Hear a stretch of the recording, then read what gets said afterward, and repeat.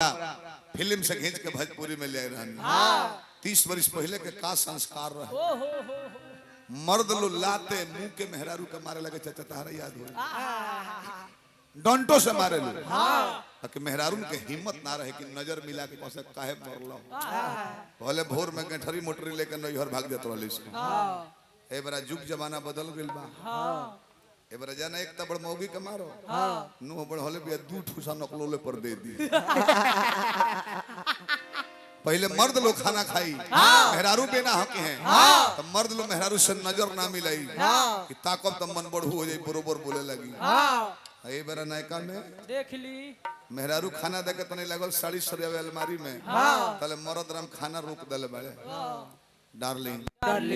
नजरे मिलाओ ना घोटा नहीं रहा है।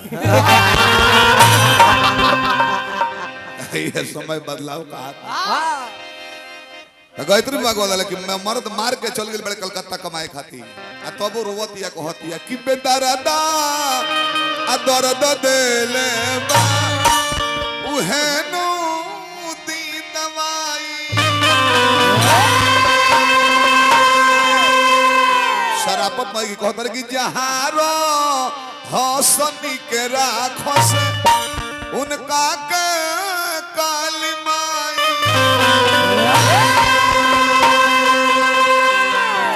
जमाना के पिटैला के बादो हे काली माई निक रखी हो। ए बरा दू पेक मार के दू तबड़ मेहरारू के दे दो छत पर जाके तो कि सूरज बाबा ये सूरज का रोज मारत एक कोरिया के उठाइए लेता एक एगो हुक रही थे दादा। हाय रे समय हनुमान जी के बारे में कि और देवता चित में धरई हनुमत से सर्व सुख रही नासी रोग हरि सुपीरा जपत निरंतर हनुमत बीरा राम रसायन तुम्हारी पासा सदा रहो रघुपति के दासा सुमरी पावन सुत पावन नाम अपने बस करी राखो।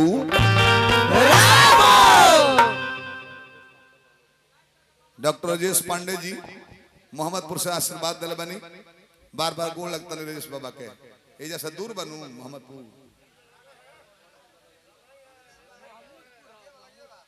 अच्छा तब हम कहाँ कहीं अब कपड़ा के दुकान वाला पैसा ले तो होला कि और बिक्री बढ़ रहे। अब डॉक्टर साहब पैसा दिल में तो यह कहो कि और बिजनेस बना रहे क्लिनिक के अगल बगल के लोग के सर्दी खांसी होत रहे। हम तो कब खाली डिलीवरी होके बहुत सुंदर अरे इतना प्रकृति है पुरान ज्ञान है पुरान ज्ञान जननी हार्दिक अभिनंदन करते हैं। तो हनुमान जी के बारे में यही होले कि अतुलित धामम हेम शलाब्दि हम तनुजन कृषानम ज्ञानी नाम अग्रगण्यम सकल गुण निधानम प्राणाधीशम रघुपति प्रिय भक्तम बातजातम नमामि। वही हनुमान जी जब जानकी जी से भेंट कर बड़े कहले कि माई लंका दहन को देहनी जार देनी हल लंकावे के अब कुछ चिन्हा दे दे जाके प्रभु से दिखा दे। अब मुखरिया कुछ कह दे माई की जाके का कह दे कहले कि हनुमान पूछो सुना हो जाके हनुमान कृपा निधान से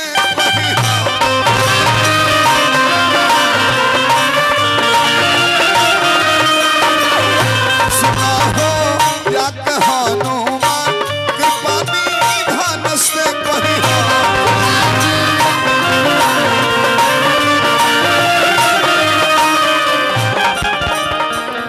अहिना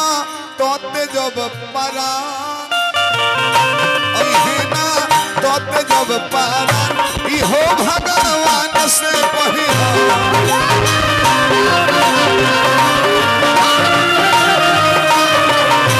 अहिना तोते जब परान इहो भगवान से कही।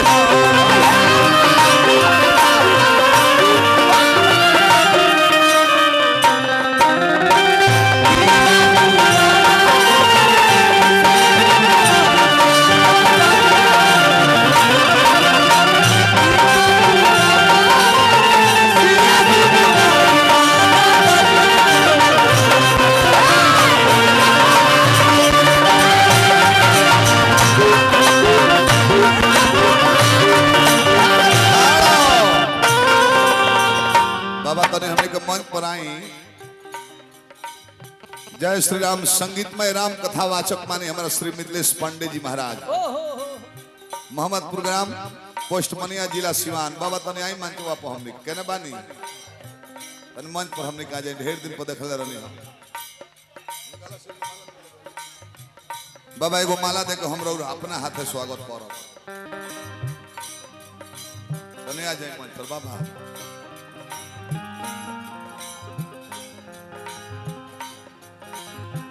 रवा बानी तो भाई हमने के इतना शुद्ध शुद्ध गाओ तनी जा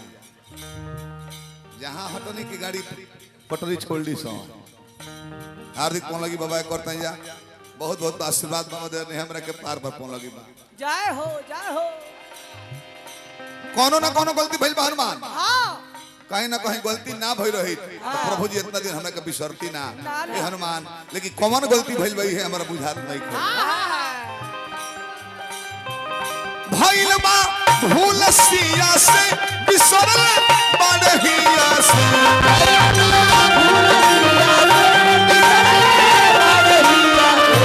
आया शैलेश सिंह जी 200 रुपया पुरस्कार दिले बार बार प्रणाम मुखिया जी के लिखे बोलो लगा अच्छा गिट्टी बालू सीमेंट छोड़ बेसन से ना बताओ जाला रोड उधार लेके चल जा तरस ओकर बाद फोन ने घुसा उठाओ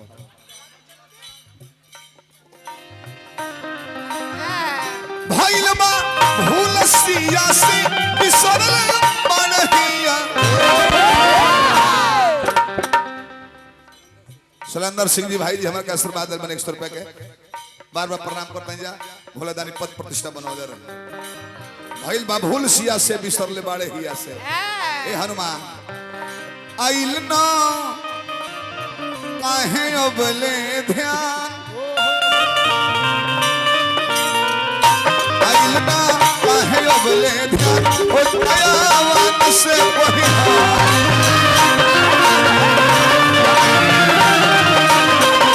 आइल ना काहे अबले ध्यान ओ दयावान से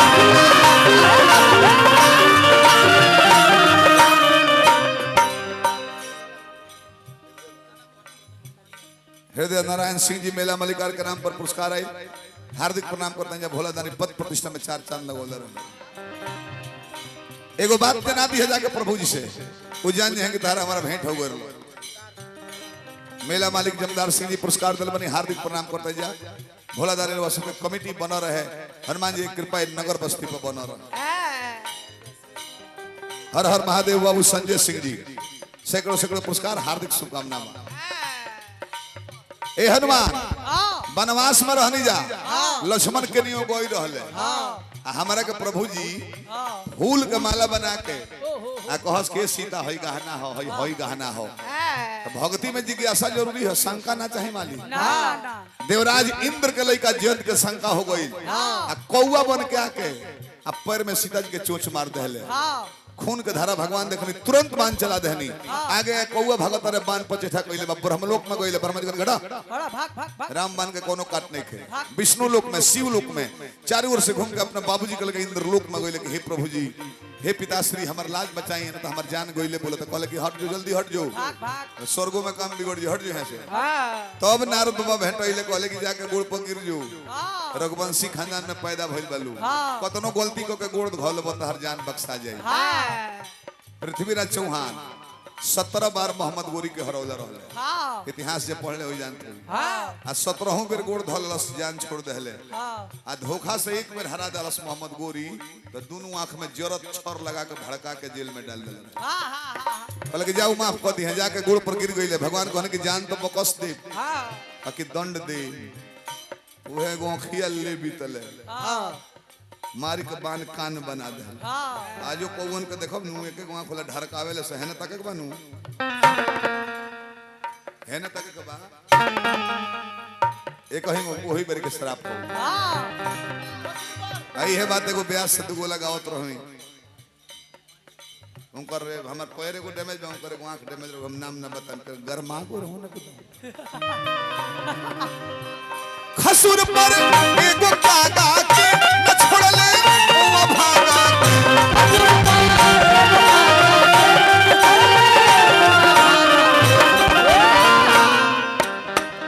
मारी के बान कोइले कान मारी के बान कोइले कान ओ धनुष वान से वही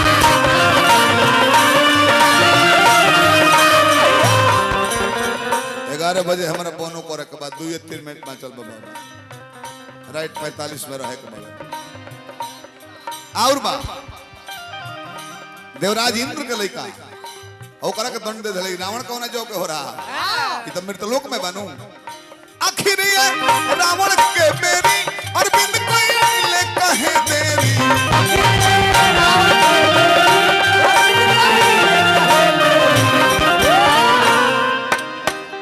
आखिर ये रावण के मेरी अरविंद कोई ले कहे तेरी संग दिली दुख भरी बयान संगली दुख भरी बयान बीरबलवान से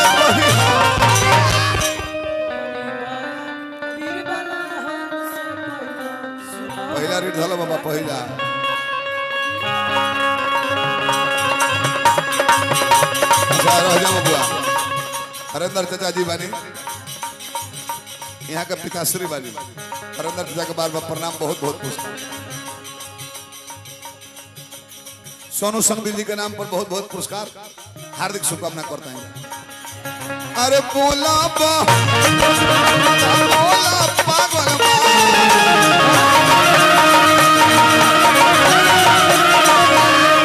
चाहे भजबा भजिले सुना